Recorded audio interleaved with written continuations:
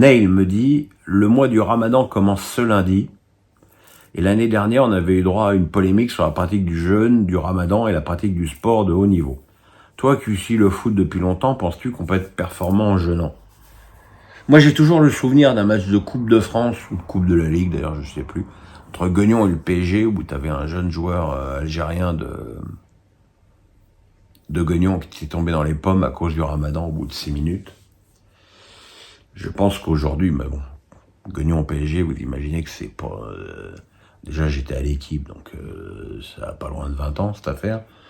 Donc j'imagine qu'aujourd'hui, les joueurs professionnels qui font le Ramadan ont des méthodes, des compléments alimentaires, qui leur permettent de toute façon, il faut pas se leurrer.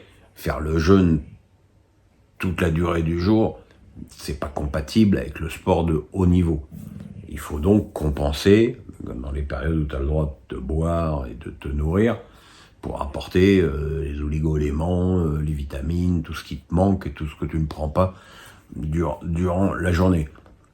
Je pense que quand tu as 1, 2, allez, 3 joueurs qui font le Ramadan dans un effectif, ça se gère.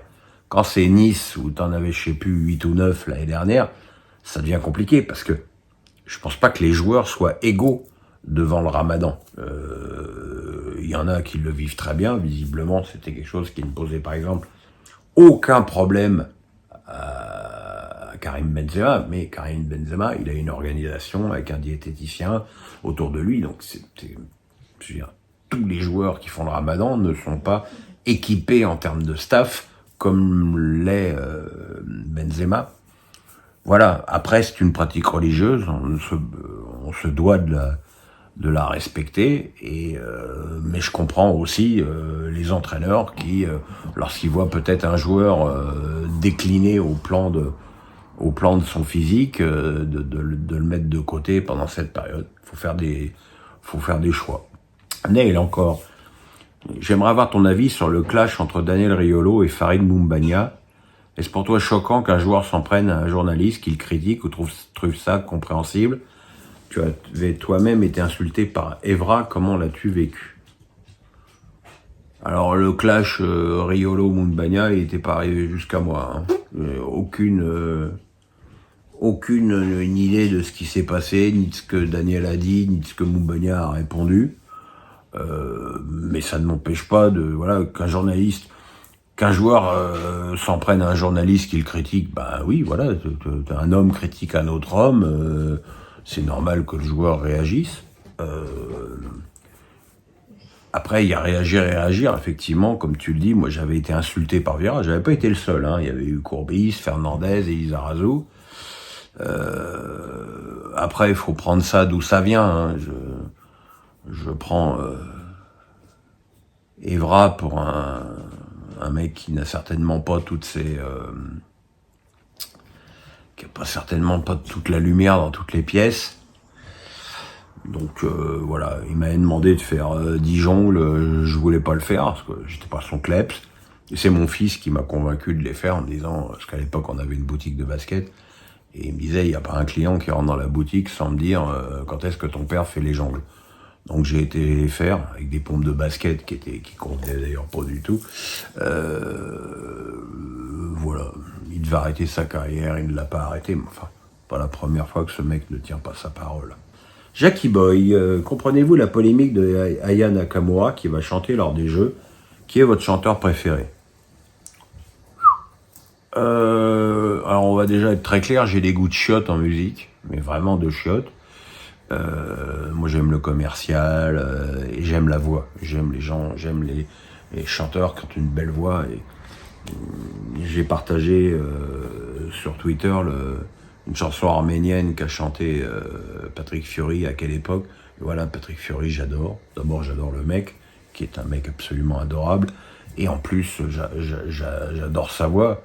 Le choix d'Aya Nakamura, il est certainement fait parce que c'est la chanteuse en France qui performe le plus à l'étranger et qui est la plus connue. Que Aya Nakamura chante au JO, j'ai envie de dire pourquoi pas. Qu'elle chante Piaf ça me gêne déjà un peu plus. On dit, elle va chanter Dja, elle chante Dja, elle chante son plus grand succès dans son pays pour les JO. Oui, pourquoi pas. Chanter Piaf, avec la voix qu'elle a, ça me paraît un petit peu casse-gueule. Et on aurait pu choisir notamment Barbara Pavy, qui a une voix à la Piaf et qui avait performé pour la France à l'Eurovision, mais elle est certainement beaucoup moins connue qu'Aya Nakamura à l'étranger. Question de Mariano. Quel est votre avis sur la demande émise par Jean-Michel Larquet dans laquelle il incite Didier Deschamps à davantage ouvrir la porte aux joueurs appartenant à des clubs moins huppés? C'est compliqué parce que l'équipe de France, c'est pas un tableau d'honneur, c'est pas une récompense. Je pense que dans la logique de Didier Deschamps, quand tu intègres l'équipe de France, c'est pas pour être le gadget du moment, ce n'est pas pour récompenser un joueur de ses bonnes prestations en championnat, c'est qu'il espère qu'il va performer et que sa présence dans les groupes va perdurer, qui est par exemple totalement le cas de Warren Zaïre-Emery, qui a été très performant avec le PSG et qui a été appelé en conséquence en équipe de France. Après, je pense que quand tu fais référence à ça, tu imagines Pierre-Eliès Mélou, Bourigeaud, des joueurs extrêmement performants en championnat de France, mais déjà attention, la marche internationale elle est très haute, et puis les places au milieu elles sont très chères. Si t'as déjà Tchouaméni, Kamavinga, Griezmann, Zaïre-Emery, Rabiot, je veux dire, est-ce que Bourigeaud, Eliès Mélou peut contester cette hiérarchie? Personnellement, je ne le crois pas.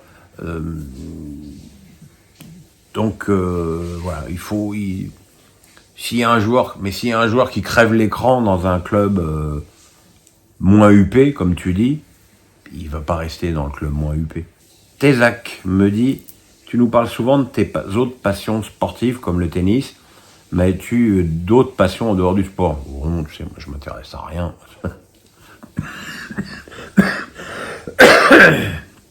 Je m'intéresse à quoi? Au cinéma, beaucoup. Même si c'est totalement contradictoire, je ne vais plus au cinéma depuis de longues années. J'achète les films légalement, je tiens à le préciser. Je les loue et je regarde ça sur mon bel écran. Et souvent, quand je vois un mauvais film, je me dis putain, j'ai économisé 25 balles plus les pop-corn et les esquimaux avec ma femme pour 5 euros. Le calcul, il est quand même vite fait. Voilà, j'aime beaucoup la mode, pour ma femme surtout. J'aime beaucoup la déco. J'aime la gastronomie, mais ça aussi, ça me ramène à ma femme qui est une cuisinière exceptionnelle. Mais j'aime aussi faire C'est vrai que on a un petit peu changé nos habitudes depuis qu'on est à La Baule. C'est vrai qu'il nous arrive de sortir au restaurant pour sortir au restaurant, pas forcément de faire une grande table. Alors que quand on habitait à Paris, on allait à Paris que pour faire un restaurant étoilé. C'est une passion aussi, c'est une découverte de saveurs. Alors en plus, moi qui ne bois pas d'alcool, quand j'ai un plat, j'ai vraiment la saveur du plat. J'ai pas le mariage de la saveur du plat avec le vin qui va. C'est certainement un grand regret de ma vie de ne pas aimer le vin, mais je déteste ça. Sébastien Bailly me dit, quel serait pour toi l'adversaire le plus abordable pour le PSG en quart de finale de Ligue des Champions? Disons qu'il y a le vainqueur, évidemment, de Dortmund Eindhoven, qui me paraît être très honnêtement le plus abordable. Mais bon, il y a fort à parier que ce vainqueur-là tombera soit contre le Real, soit contre le City. Je pense que le PSG peut facilement rivaliser avec le Barcelone de cette saison. Je pense que le PSG peut rivaliser aussi avec Arsenal. L'Inter, le Real et Manchester, ce sera plus dur, quoi. Sébastien Bailly me dit, on connaît ton amour pour le Racing Club de Strasbourg, mais à l'inverse, quel club apprécies-tu le moins et pour quelle raison? Alors dans ma position, ce serait pas très correct de répondre à cette question en disant ouais, ce club, je ne l'apprécie pas. Surtout que quand j'apprécie pas un club, c'est à cause d'un joueur, d'un entraîneur, et que c'est des choses qui ne restent pas dans le temps. C'est-à-dire qu'il n'y a pas un club pour lequel j'ai une animosité permanente. Après, c'est vrai que j'ai du mal avec ces clubs qui déboulent